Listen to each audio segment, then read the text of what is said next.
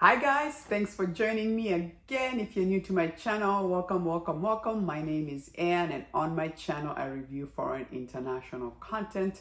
Today I'm back to review Captivating the King and we're in episode 5 and 6. And all I can say is the king is jealous. Ooh, I suppose we knew he would be. And I'm thinking, oh my God, wait until he finds out it's a girl. It's gonna be on like crazy. When he saw Mugha hugging Mug Woo or Kang Hee, because we know it's a she, but it's a he, whatever. You can tell even the way he's just looking like, wait a minute. My friend, right? Now that she's winning my trust back, Anyway, let's go back to episode 5. So episode 5, we see that Kang Hee-so comes back, obviously, and she's back because the king is looking for someone to play with him, Baduk, which, by the way, I had mentioned in the previous episode, like, is he turning to be a mean king? And unfortunately, that's the route he's taken. We're told it's been 3 years and he's become king and he looks miserable. He looks also suspicious and worried because obviously someone is always coming for him. I believe he's also worried because he's covering up the truth in the fact that it was his brother said the young son should be the king, not him, right? And by the way, that maid who covered for him is drunk with power. The way she was like, you owe me, I need to be able to come in there when you're playing that game. And it's like, girl, why do you need to be in everything, right? So I know she's gonna be trouble. But anyway, so we see that Kang Hee-so comes back and this time she registers her name as Mug Wo, I think that's how you say it, so as a man. So she obviously is with other contestants and it's like the best of the best who get to play with the king. But when the king heard the name, he was like, why does our name sound familiar? Because remember, it was him who gave her, that name, Mug Woo, which meant rain. When it rains, you come to see me and we play the game, right? So that name, he remembered the name and then he was wondering like, wait, did he not die?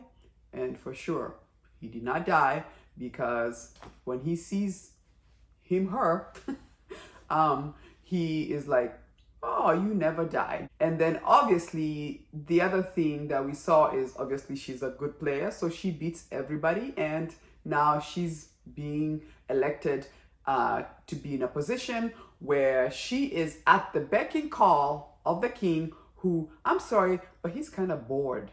All he does is, I don't know, play this game and then, I don't know, go conduct the assembly or whatever, and he just wants to play this game. I'm like, king, don't you have other things you should be worried about? He just seemed so focused on playing this game. So anyway, she's assigned the position of playing the game with the king. I get it, he loves it, and I'm starting to appreciate this game. It sounds like when you play this game, it's like you're having a discussion with each other, right? Like I love that line when she was like, look, when the two players are playing, we're communicating, okay? It's not a disrespect or speaking back to you when they were accusing her of speaking back to the king. She was like, no, we were communicating with our pieces as we're moving them around this Baduk board, right?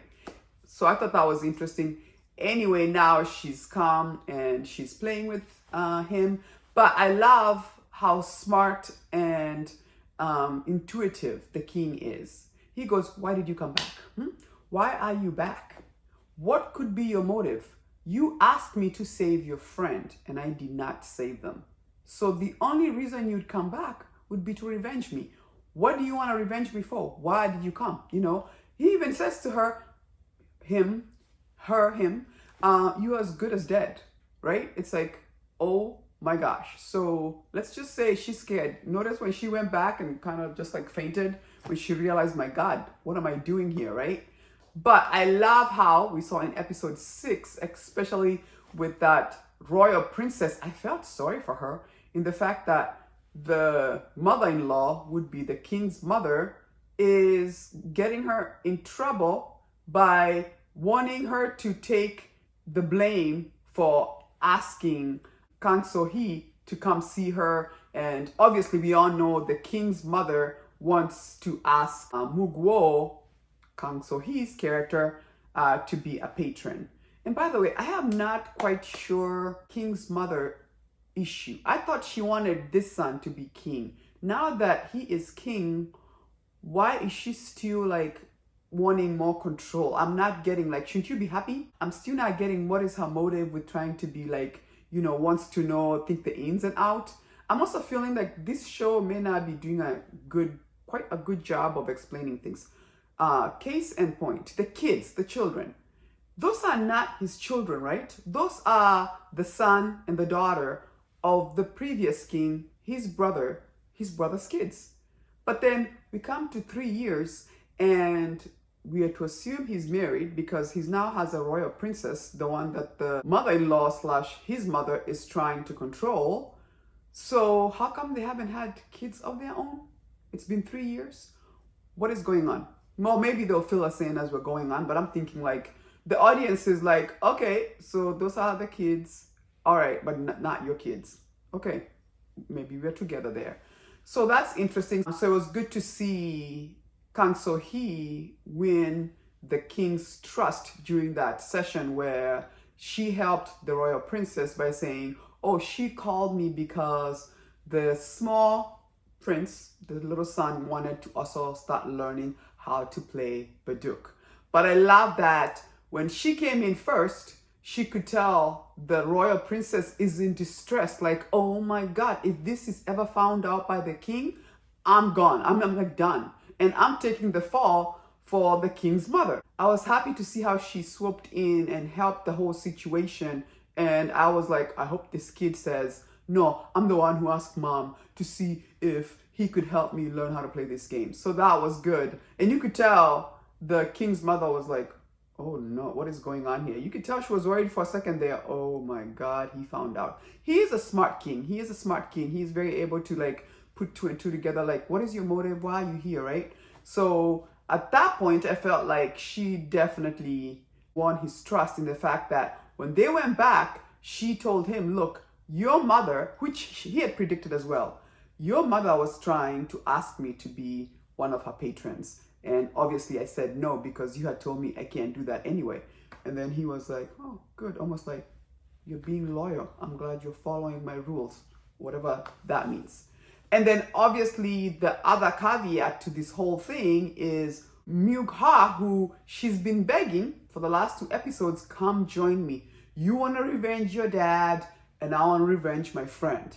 Let's work together and take the king down, right? And he was like, no, I don't want to do that. But now we saw here at the end, the reason why he was scared of doing it is because he doesn't want her to get hurt again. I mean, she almost died that last time. It's amazing that she survived. So he's like, no. And don't forget, he's the only one who knows it's a girl, right? So he was always in love with her. Once again, love triangle. We're definitely going to have a serious love triangle going on.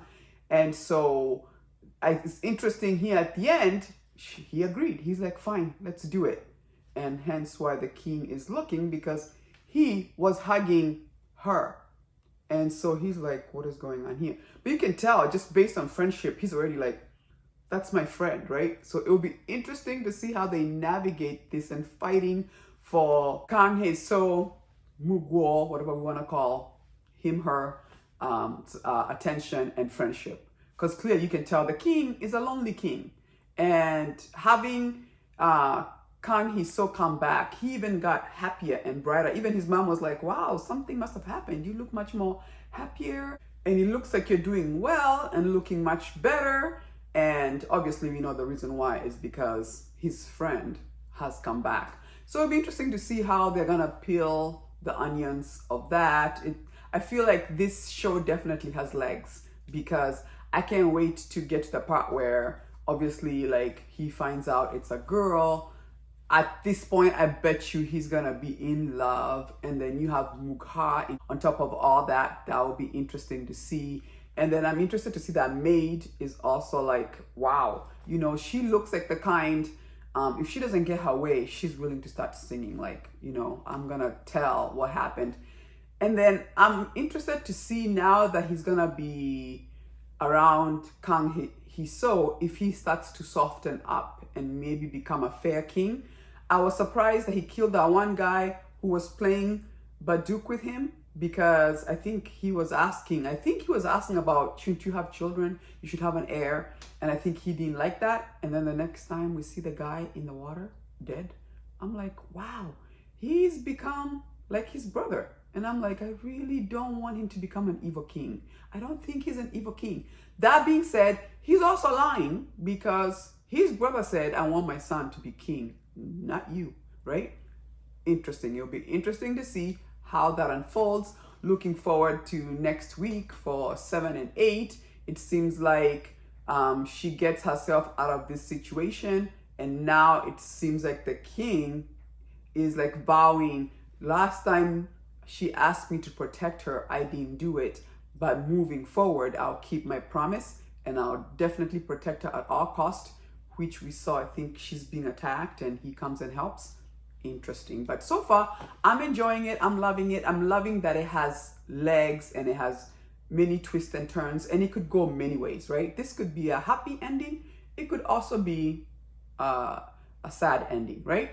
We could go either way. So, oh my gosh, here's the fingers crossed. I'm hoping for a happy ending, but who knows? Sometimes even the sad ending ones can be very interesting. But let me know in the comment section if you're also enjoying it as well. And as usual, if you do like my video, give me a like, subscribe. It does help to support my channel. And I'll see you next week. Deuces.